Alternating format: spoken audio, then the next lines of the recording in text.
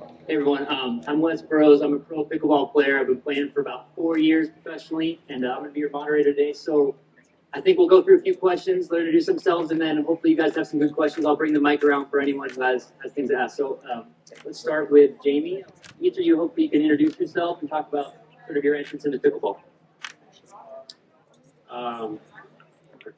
Hey guys, Jamie Duguid. I'm the general manager of Miami Pickleball Club. You're probably asking what on earth Miami Pickleball Club is and what on earth we're doing in the desert in California. But so a little bit of background on that. I have been in pickleball for I guess over a year now. Better part of a decade in the sports industry, and worked in soccer and a bit of tennis in the past, and had the opportunity to join the pickleball world last year. I manage a team that is part of Major League Pickleball. Major League Pickleball is 3 or 4 years old. Essentially, as the sport has professionalized, there has been a movement towards creating a team format around pickleball. We invested and purchased a team in 2022, which is Miami Pickleball Club. So we're a professional pickleball team, and we play in Major League Pickleball as I said. So as you'll hear today, the sport's obviously. I mean, you'd have to be living under a rock not to see that the sport is on a rocket ship. I mean, just look at this court. This wouldn't happen a couple of years ago. So, but that's kind of my introduction to how I got involved, and I run the professional team in Miami. Thanks. Hi everyone, my name is Jared Kaufer. I'm the head of partnerships and sports marketing for Electrolit, right here. We are a sports hydration beverage with roots back to Guadalajara, Mexico from 1953. So we've been around for decades, but we are new to the US. We've been in the US for just over 7 years. But haven't started activating really from a sports and partnerships perspective until last January. So just over a year, which is crazy to see our growth. We started with no athletes, no partnerships, really, and we now have over 25 professional and collegiate athletes. We're the official hydration of Coachella, of Stagecoach, of Desert Smash. So really, really excited to be here. Well, I was getting there. So our foray into pickleball was trying to figure out where we wanted to go with it. Tennis the same way, and golf as well. 3 sports that our owners really wanted to get into. And so I was looking at some pickleball athletes. So we want to go that way. Not really sure what we wanted to do. I was in Miami for 3 Points Festival, a big music festival in Wynwood that we were supporting out there. And I met Jamie, came across him at the festival. We went out for dinner, and it was all really just authentic, organic, and loved what he was doing, loved what he was about. And that's what we're about. Our whole sports marketing department is me. So I want to work with partners and individuals who elevate what we're doing, but also make our jobs easier. And that's what Jamie and Miami Pickleball Club is doing. And so we're excited to be a part of it. We now also partner and sponsor JJ Wolf, a top U.S. tennis player. He'll be here to be playing. He'll be playing around 3 p.m. today. And so excited to get more into space. It's just a start for us. Excited to partner with Brand Innovators and then the rest of the team and see where it takes us. But thank you all. Test. Thanks, Jared. I think that the crowd really wants to know, where did you get those sunglasses and the shirt? The sunglasses are actually a brand called Crap, but they're great, good quality, under $100. And the shirt is a gift from my brother from South Africa. Looking fly. Hi, everyone. I'm Jill Braverman, aka Jilly B. I was probably yelling at you on a pickleball court about an hour ago, so if I look familiar, that's why.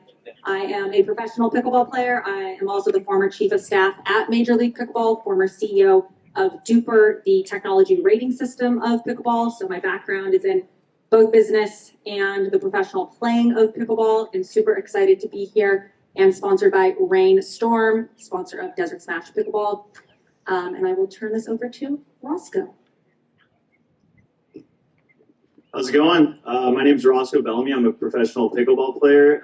First off, I want to say thank you to Andrew and Ryan for putting on such an amazing event and turning it into a partly pickleball event this year. I think this is really cool for the sport, for the industry, and especially for me. And I know the other players up here. This is just a cool thing for us to be a part of. So my intro to pickleball was about a year and a half ago. I was in Hawaii. We were on a family vacation, and some other pro pickleball players were there. And of course, being a tennis player, I played tennis at UCLA.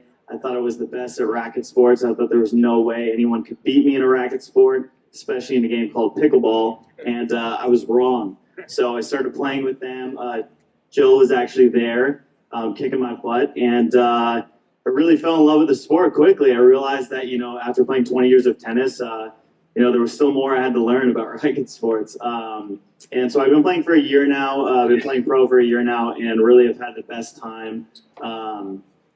Just every day, this sport's kind of growing, and I hope that I can grow with it. And it's been a joy to play it. So Awesome. Jill, that's a great beverage you have in your hand. Can you talk about your partnership with Rainstorm, please? Yeah, absolutely. So Rainstorm got into the space a little over a year ago, and I think they did something really smart in the sense that they had the opportunity, right, when you're looking across these various properties in pickleball, which is starting to sound a little bit like tennis acronym soup, right? Like, APP, PPA, MLP, and they actually sponsored the dueling tours. So that it wasn't an either or for them, they did an and. And I think that was really, really smart in hindsight. So they sponsored the APP tour, the PPA tour, and then they sponsored 4 professional athletes, one of them being me. And I think that was, again, very intelligent. They had the foresight to do that for a demographic that they wanted to go after women. And there are such few sports that have a pretty equal demographic split between 50% men, 50% women. Pickleball is one of those. And I think right now, Storm has about 60-40 on the women's side for purchasers of the beverage. So I always look at tennis and I always look at pickleball, and I find that such an attractive opportunity in the sports space to have that equivalent female to male or close to demographic. Storm started with 4 SKUs, and now they're at 6. Excuse me, but citrus zest, yes. Grapefruit, thank you. Let's go. Grape is actually their most popular flavor. Fun fact. I would not have expected that. Awesome. Jamie, you did a lot of work with Miami Pickleball Club. Can you talk about some of those partnerships and how they've kind of grown over the years? Yeah, sure. So, we're only entering year 2 of this. So, in year 1, this was all about getting a team off the ground and, first and foremost, building a commercial structure around a professional sports team, which is what this is and what it will continue to develop to be even bigger moving forward. I think for us in our first year, a lot of what we've done is partnered with brands that are super invested in the sport, and also they're not just this. We'd be lying if we said we were an NFL team or the New York Yankees or something. This has this is at a much younger stage and a smaller audience, but has a lot of potential. So it's about building partnerships that are equally as successful for the team and for the brands that we partner with. So a couple of examples: our first partnership foray was with the brand Poppy, a prebiotic soda drink, who saw the explosion of the sport, but were sort of a little confused or not really sure how to jump in, and I think a team partnership made a lot of sense for them. And for us, it was all about bringing them, way more value than a contract could ever say. So we did a really cool event with them around the U.S. Open in New York, where we ended up with Carlos Alcaraz and Venus Williams holding the Poppy can. So if you can over-deliver on sponsorships like that, you're off to a good start. We also have an apparel brand, Original Penguin, who are a South Florida based company, so that made a lot of sense. And then we have done a number of other things, and most recently with Electrolit and these guys, and I think the same approach applies. We obviously have build a relationship with Jared here, and I think the partnership's only as good as we collectively put into it. And obviously there's not huge reach. There's no media deal across the leagues like consistently yet, which I think we'll get to very soon. But there's a lot of value to be created through events and through as well as through the players. These are personalities that are growing in stature every day. So that's kind of been our approach. Very sort of in-depth partnerships where we can mutually benefit from each other. Awesome, thanks. Jared, what attracted you to pickleball specifically?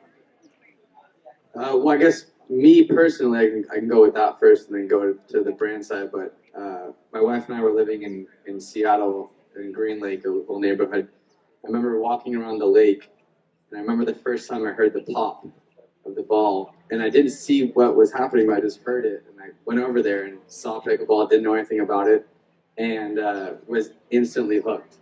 And now I play every week, and it's something that for me, being able to see a 10-year-old playing in a match against a 60-year-old, and the 60-year-old dominating and holding their own is something that you don't see in any other sport. The accessibility from a course perspective, but also from a financial perspective, is something that is great. The barrier of entry is really low. I think what we want to do and what we talked about for US Open is, my intent and goal really is to leave an activation or an event better than it was before. And so we just came off of NBA All-Star in Indy, and we refurbished an old court there and created a space for individuals to be able to go to and get away from the streets in an area that was a little tough. And so the same thing with US Open and the activations that we're looking to do. The accessibility is there. It's just getting people to be able to go out and experience it for the first time like I did, and I know they'll be hooked. Same thing with Roscoe, same thing with whoever. That's how it's been.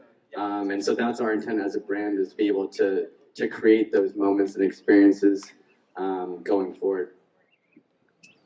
Jill and Roscoe, you both were in tennis for a long time, and now you're kind of in pickleball. So if you're a brand that's been in tennis and now you're trying to get into the pickleball world, sort of what advice or what pitfalls would you try to avoid as you move from tennis to pickleball?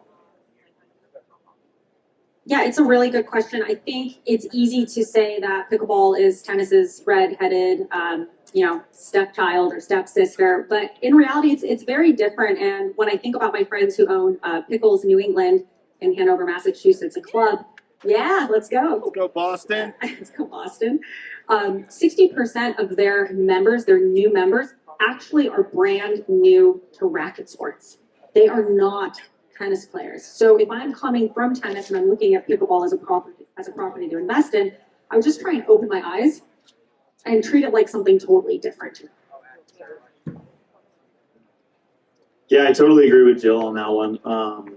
I think a lot of tennis players, come into pickleball, and there are a lot of tennis players who are now pickleball players, like myself, like Jill, like Wes. But like she said, there's tons of new faces, new people coming into the sport, and it's really not miniature tennis like a lot of people think. It's something way bigger. The community's huge, and you get people from baseball, from basketball, from no sport background. And so I think just keeping an open mind when going into the sport of like how can we reach a bigger audience. I think there's so much opportunity in the sport, and it's not just tennis, but at the same time you can adopt some certain aspects of tennis that are great, and then move on from there as well. I know for me, I've been playing this for like 7 years, so it feels like it's been a bit of a gold rush lately, and everyone's trying to cram into it. But I do think there's still a little opportunity, and I want to ask each of you what you think the future holds for the sport and continued partnerships with brands. I'll start with you, Jamie. A few things spring to mind. Obviously, for those who are in the pickleball world, we're just on the back of a contentious merger of leagues, which is finally over, which is, I think, really good news for everyone in the sport moving forward. So that's definitely noteworthy.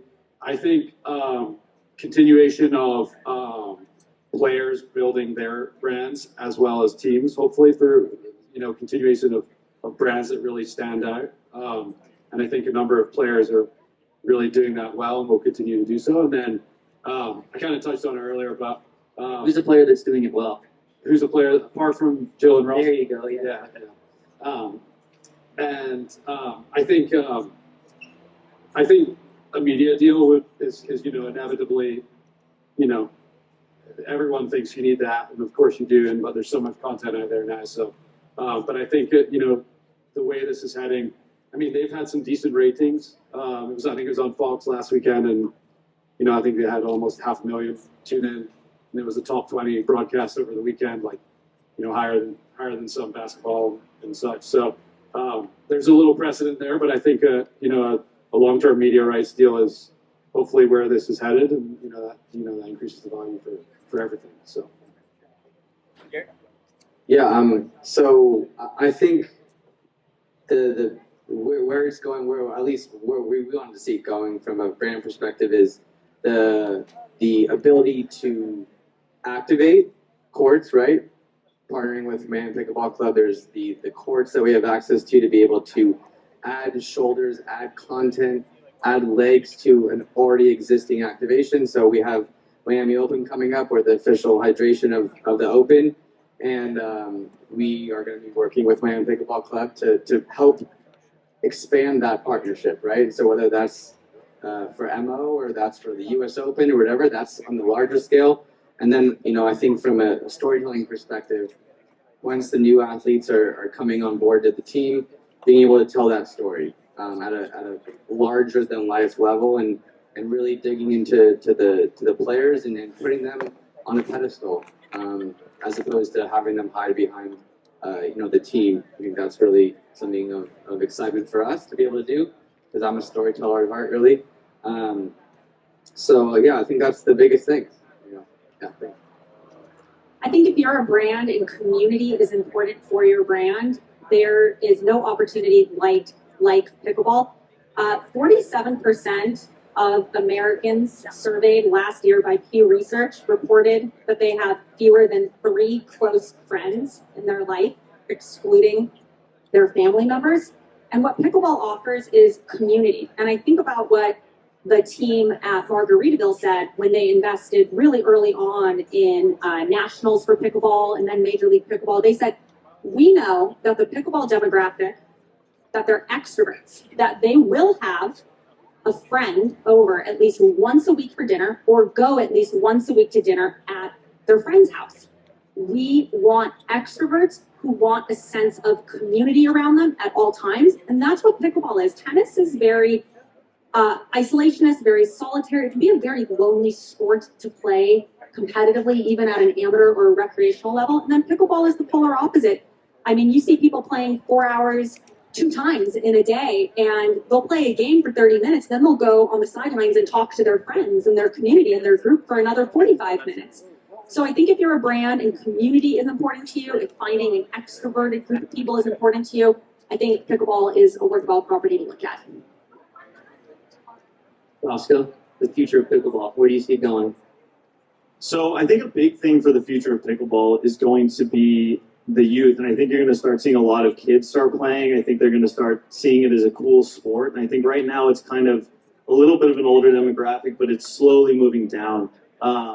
There's kids in my area who have been playing for 1 year, and they're already getting so good that I think you're going to see a lot of these young stars come up, and it's not just going to be something where an ex-tennis player comes in. It's going to be something where there's new blood in the sport. With that being said, I think you're going to see an opportunity there. But it's hard to predict the future for everything, and I think every time you think something's going to happen, it already it takes like a spin. So yeah, we'll see. I think it's going to keep growing, and I think the youth side will be an important part of that. All right, I think we're going to open up for some questions. Does anyone want to take the mic for a second? Have a question? Jeff, come on up here. Roscoe, you mentioned the importance of youth development in the sport. What's being done maybe to bypass some of the challenges tennis has had? We in this country have not done a great job of fostering junior tennis players when we compare ourselves to many other countries abroad. Anything being done to develop and foster youth programs that are starting kids out at a younger age, and so that it's intuitive. It's not an adoption sport for them later. It's a sport that they begin to play very early on. Yeah, I think in general, you're starting to see college pickleball become a thing, and that's going to be an idea where maybe parents say, "Hey, I'm going to get my kid playing pickleball young." Maybe an opportunity for a scholarship, things like that. I think at the same time, you're seeing clubs popping up left and right. That's going to breed an opportunity for kids to go play with their friends. You have Chicken and Pickle, you have Crush Yard, you have all these random different places with all these fun opportunities for kids to play.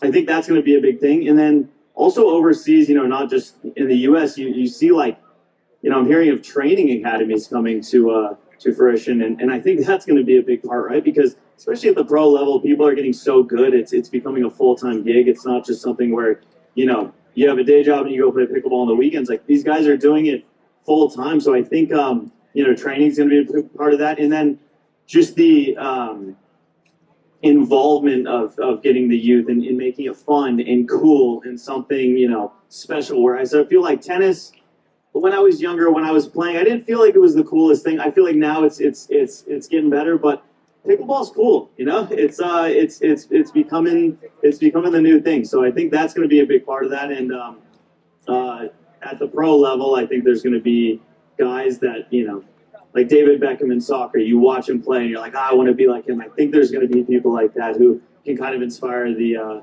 younger generation. I kind of want to add to that. I was running the commercial department for 3 years at a company called UTR Universal Tennis. So I talk a lot about how tennis is this alphabet soup.